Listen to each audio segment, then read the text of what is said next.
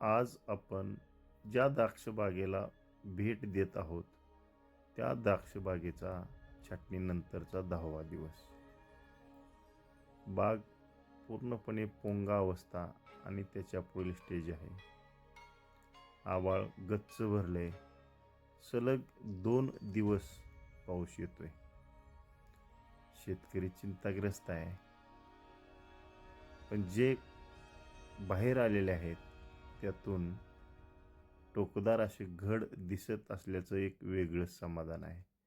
असो, जी परिस्थिती आहे त्या परिस्थितीशी तोंड द्यायचं, संघर्ष करायचा हे शेतकऱ्यांना काही नवीन नाही.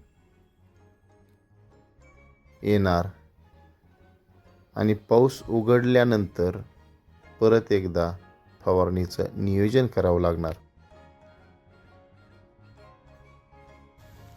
बागाचा अजून 5-7 दिवस 18वा सलग 3 दिवस झाला पाऊस आहे पोंगा अवस्थेत. आधी पाऊस पडायला चालू झालेला आहे. अतिशय बिकट अशी परिस्थिती आता ह्यातून मार्ग काढायचा आहे. जेवढे कुठं तोंड दाखवायला लागले तर कुठं पोंगा अवस्थेत आहे. सलग 4 दिवस पावसानं घड जिरण्याची अतिशय दाट शक्यता आहे. त्यामुळं शेतकऱ्याची अतिशय बिकट अवस्था आहे. पहिलं फवारून बाजूला निघस्तोवर दुसऱ्या फवारणीची तयारी करायची. इतक्या पद्धतीनं वाईट अवस्था चाललेली आहे.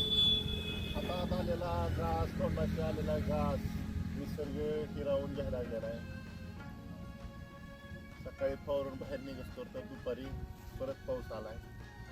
परत आता फवाराची तयारी ठेवायची, नाहीतर पर्याय नाही.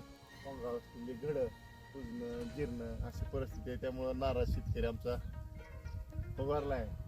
असो, परत काळजी घेऊ, संघर्ष करू आणि बाग जोमानं आणू. अतिशय बिकट अशी परिस्थिती आहे. पोंगा अवस्थेत बाग आहे.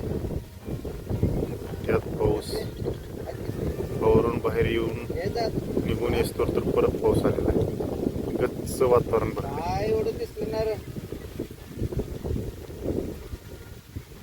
तुला चालतं, फोन कर मला.